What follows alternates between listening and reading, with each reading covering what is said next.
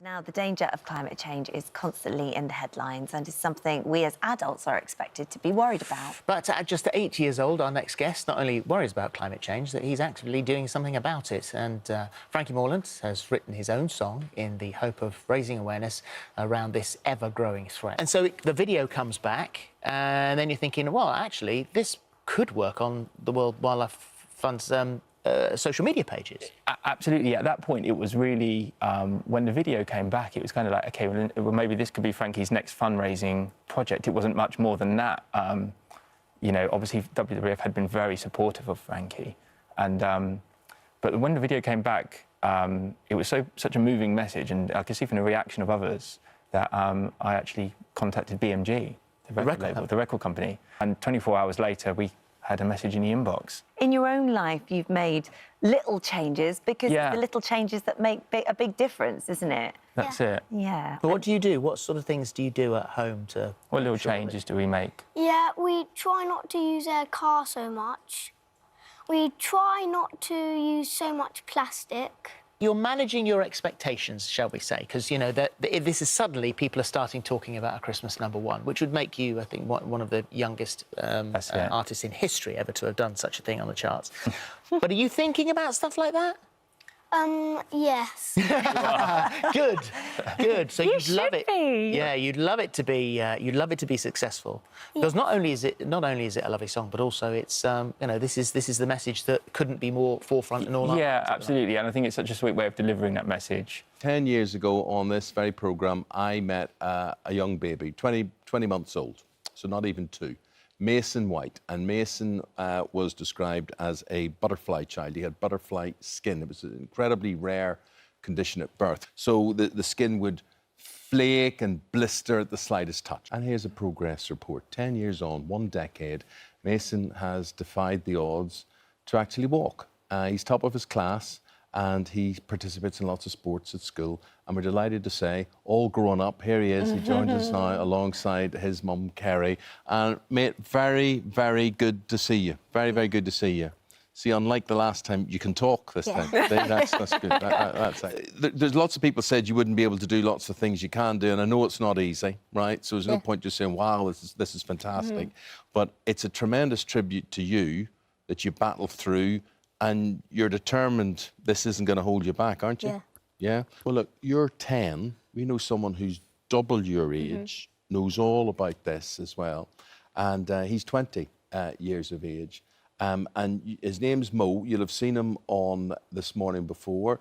You'll have seen him on Pride of Britain, because he actually got a Pride of Britain award. Yes. But here he is. He's in the studio now, and it's Mo Eunice. Come on, Mo. And the thing about Mo walking in here, Mo, really good to see you, mate. So because lovely to see you, this is a big thing, you walking in here, yeah? Because you came here, you're in a chair, you've got an electric wheelchair, but showing you can walk is important, isn't it? Yeah, I don't want to be too reliant on the wheelchair. And you wanted to sit on this sofa, didn't you? Yeah, I said, I'm not sitting in the chair. Sofa. If you get up every day crying and you're down every day, it's just going to make you worse. So you want to go out there with a smile on your face and try and motivate others that they're not alone with any problems they've got. You know, they're not alone. Now, as parents, all you want in life is for your child to be happy and healthy. But when Chantel and Samuel Marshall's daughter, Sofia, was just 7 weeks old, they were told she would never be able to walk due to a rare birth defect. Well, refusing to give up hope, the couple did everything they could to help their daughter. And in October 2018, Sofia defied all the odds and took her first steps. Well, we're going to meet Sofia in just a moment. But first, we're joined by her parents, Chantel and Sam. Welcome, both of you. It's lovely to see you. She is a gorgeous, remarkable little girl. We met her earlier on. And your family brought us some helium balloons, didn't they? Get well balloons. Yeah. And she just decided that it was kind of an organic thing, that they gave her a balloon and she decided to start trying to kick it. So we just developed that, being told that she wouldn't be moving her legs at all. When she started to do that, we thought... Bearing in mind, you've been told she will never I mean, walk. that must give you, as soon as you see her little legs sort of moving and kicking, you must have had a bit of hope there to hold on to. Helium balloon became our best friend. So on October the 28th, 2018, it's a quiet Sunday morning. What happened? Yeah, do you want to... just sat down as we normally would to get Sophia's breakfast. I made her coffee in the kitchen. We all sat down, apart from Sophia, who then stood up and decided to... She was always, for about a month, a few months before that, she was lifting up against the sofa as a toddler would on their way. But she decided she was off into the kitchen, so walked off. Her own biscuits. Didn't look like she was going to fall over at all. It was like she'd always been walking. Kind of behind our backs, but she walked straight into the kitchen and then didn't stop for half an hour, 45 minutes or so. We just looked at each other, didn't we? Mouse to the floor, really, like a cartoon. Yeah, just couldn't believe it. It's like we were dreaming, wasn't it? We kind of didn't want to say anything to stop her, so just watched for a bit. Took a few sneaky videos, rang all the family, like screaming, she's walking. Well, she's over with Sam's mum, Helen. Granny's over there. In you come, Sophia. Would you like to come over? Come and join us. Here she comes, looking beautiful. Hiya. Welcome. You look gorgeous. Will you come and sit on our sofa? There she is. You look at that. You're like a princess. You really are. I love your shoes. He's talking. Yeah. I mean, you come. You think about that now. And that... Yeah, see us on the telly. And you. Telly and you. You know when you're at home and you watch Mickey Mouse Clubhouse on the telly? Well, now Mickey Mouse is at home watching you on the telly. Gosh, there you are. What do you think of that? Cool. Yeah, that is cool. Now, our first guest today has gone from being homeless on the streets of London to becoming the head boy of one of Britain's most prestigious boarding schools. And it's all thanks to a scheme aiming to help underprivileged children. You're now waiting to apply to Oxford, I believe. Yeah.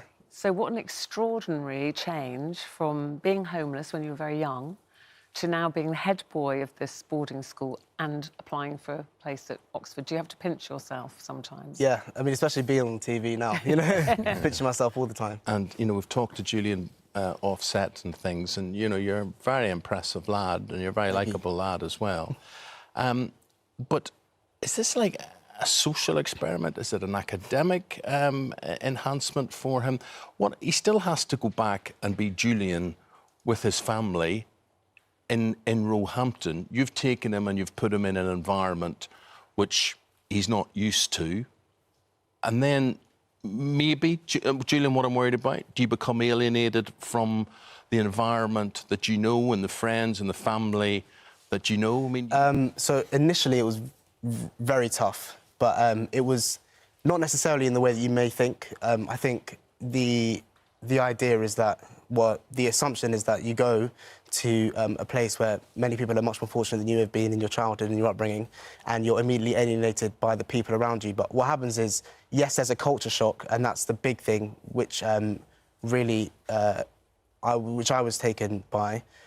But you learn to bring the two worlds together, and it gives you that edge and that drive, which I don't think I would have otherwise had. Mum and Dad, that's Diana and Neil, been foster parents for 7 years, fostered 7 children. Yeah. And so you as a family, quite used to having children coming in, sometimes temporarily, and then being, you know, off they go to a new home. Yeah, so we was always used to having children come in and then move on, and it was quite hard, but we always knew that it was the best thing because we was giving them a second chance at life and a chance to grow. So when you met Christian for the first time, I mean, he was terribly young and he was in a terribly poor state, actually. He was in a coma and there was a big chance that he wouldn't survive. So as a family, this was something you discussed, but you brought him into your life.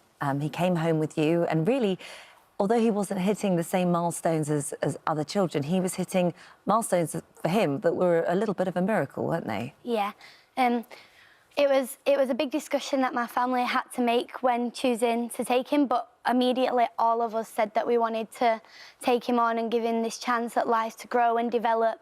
Although the circumstances weren't good, we just knew we had to help him in any way we possibly could. You again were advised, and it seems to be all the way along the line, it's that he won't walk, he won't talk, he won't, all these things. Part of his speech therapy, you asked the question, would he respond well to signing? Yeah. And what were you told? So we've always kind of been told that, like, he would never be able to communicate and that because of his visual impairments, he won't be able to see signing and he won't understand it. But I just didn't want to take no as an answer. He enjoyed watching it on TV, and I thought if I can do it and engage him with it, then even if he enjoys it, I'm still getting an amazing thing from that because he's happy.